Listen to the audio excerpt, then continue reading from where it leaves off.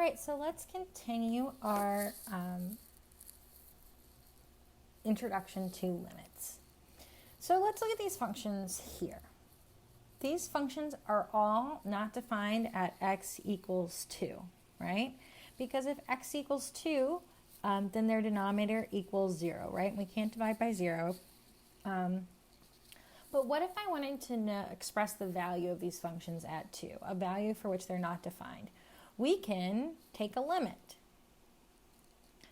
So let f of x be a function defined at all values in an open interval containing a, with the possible exception of a itself.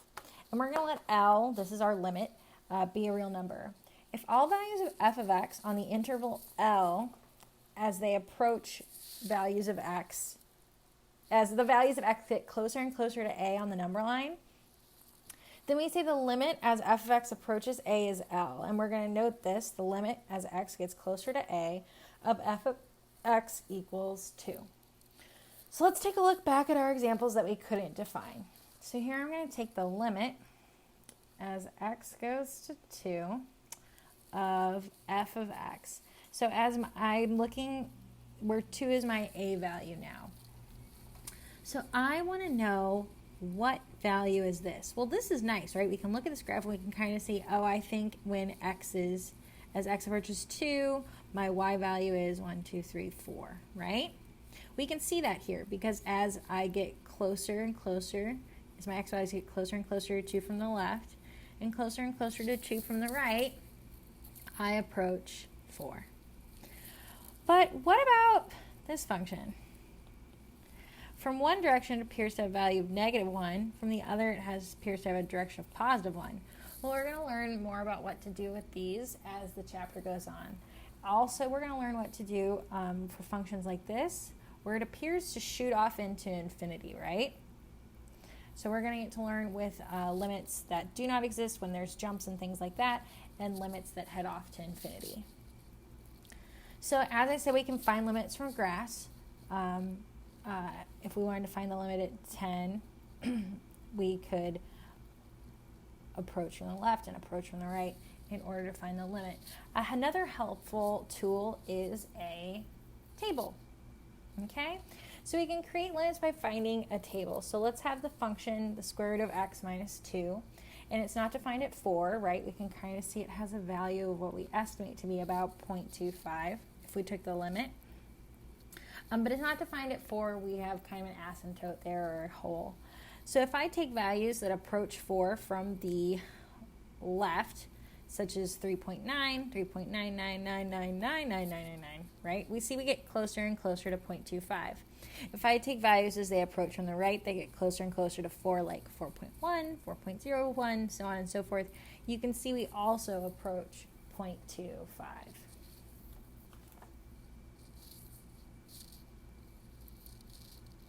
So here are 2 important limits to know. Let a be a real number and c be a constant. So the limit of x equals a so if my function, for example, if my function was just x, then my limit as x approaches some number, say 4, is going to be 4, right? I have a constant here, right? This is a function. If my limit as x goes to a is c, okay, where c is, this is a horizontal line function, this is a constant function, then my limit is just going to be c. So in these 2 examples here, my limit is 5. Here, my limit, because my x approaches -3, my limit is still 7.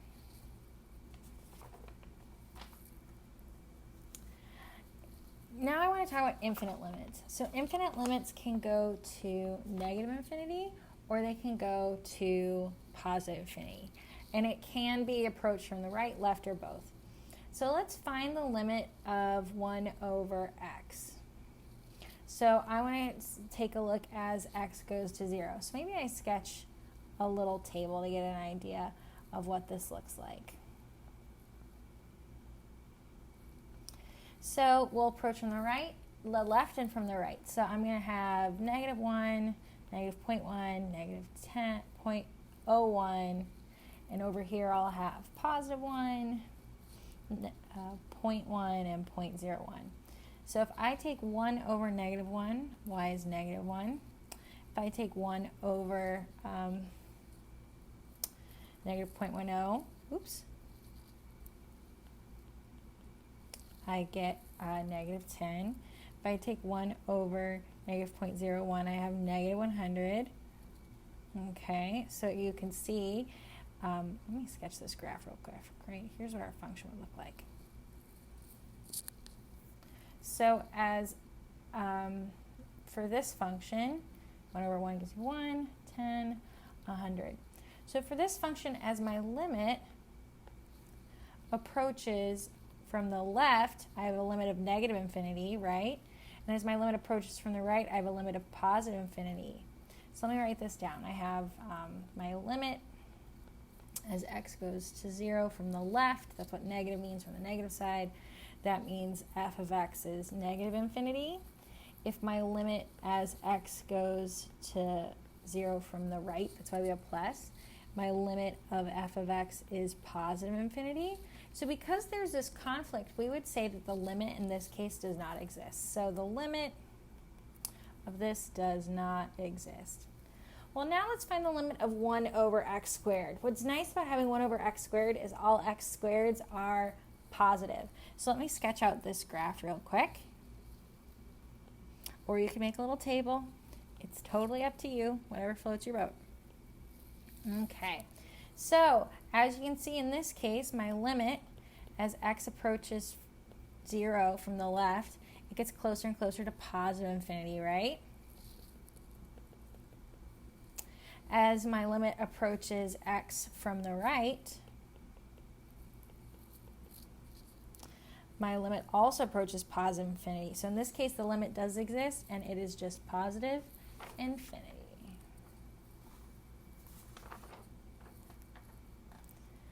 If any of the following conditions hold, then x equals 0 is a vertical asymptote of f of x. So if my limit as I approach a from the left, right, or both directions approaches positive infinity or negative infinity, it is going to be an asymptote. Now think with the graph this, when I'm taking a limit, some things you want to know are you need to think about